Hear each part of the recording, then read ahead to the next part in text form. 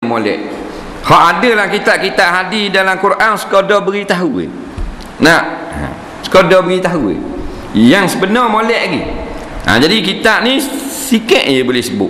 Kalau hal telinga kau dia kata pokok-pokok kayu, daun-daun dia bersetu. Bila mari angin, pokok kayu dia gerak. Bila gerak, dahan-dahan dia berlaga. Atau rating-rating dia bergesek. Nah, kadang-kadang dia tak bergesek pun dia liuk tu dia bunyi. Macam pokok uluh kan?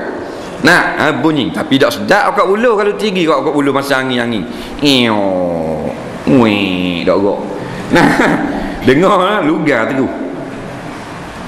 Ni mengeluarkan bunyi yang tiada banding di dalam dunia. Faham? Tak ada banding.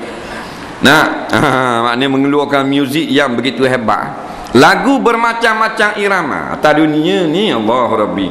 Tak sedap mana pun kita tak. Siapa meneleh lah keliru. Dah dengar tu buruk dia parking kereta, maybe je. Bawa parking. Dia pun buka bonet belakang. Macam spekar bapak-bapak spekar. Dah lah bonet sikit. Nyubuh spekar ni 18 inci spider. Nak 3 T. Pasang tegung. Tak ada nyanyi. Degung saja. Lepas tu hidup biar tu meneleh dia. Meneleh dia. Maknanya hak kawan tu dah spekar kecil tau. Tutup tu hak dia. Jeng. Cari mana pula BT nak beli. Dah gaji 300. Nah, dah tengok tu hebat-hebat belaka buat mari. Dah tu 600 selesai tau. Tau. Bukan mahal, bukan murah. 600 selesai. Megang lah situ. Tegung. Tak ada benda. Base terang ni. Nampak? Mari pula kacil strategi. Buka tikak. Kacang. Menengung pula kacil lain. Allah. Berat dah. Ada dah kita. Nah, ada Twitter banyak-banyak gini. Buka meta. Nampak tak? Lagu tu orang wambak babi. Nah.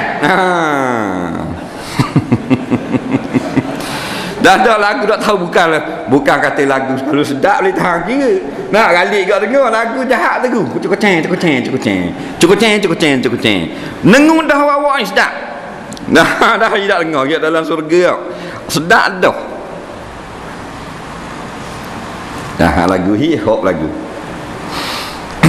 Babi tu mau. Dah dia buat berkhawat. Dia masuk juga babi. Buah kawak masuk juga babi. Orang nanang. Buah pagar tepuh dengan pagar-pagar. Babi hutang. Tidak kira nanang sayur. Mari. Kera kabak kat atas. Kera beres. Kalau pagar sekat dada beres kera tu. Ketung lepak. Ada apa-apa kan. Buah anjing sekar tak ada anjing. Dia main musim gitu. Dah ada pening gitu anjing. Licin bahangan kobeh, bahangan sawi. Tak ada nak buat benda. Pakai senapang pun dia main bahang lek tu. Kawan ni mari ikut ni pusing lek ni mana main musik toje gitu dengan hak tekan bawa senapang. Lala pasang lagu hip hop. Koceng. Setahun dak lari babi. Nya tambahlah kecek pala-pala ke dengar. Takut dengar rupanya. Tapi kawan ni set kereta ni dia pasang kuat duk dalam kereta. Bolehnya tahan selinga lah tu. Kita tengok mana kuat sangat tengok lah ada awek sebelah. Patut pun. Orang lain lalu kereta BMW. Set dalam kereta kat 20,000. Relax slow pasang. Slow. Nampak? Ni satu set 180 berapa pasang. Tapi nak khabar maknanya orang-orang yang maknanya tahu tentang kelebihan muzik akhirat ni, maka dia sabar dulu lah muzik dunia.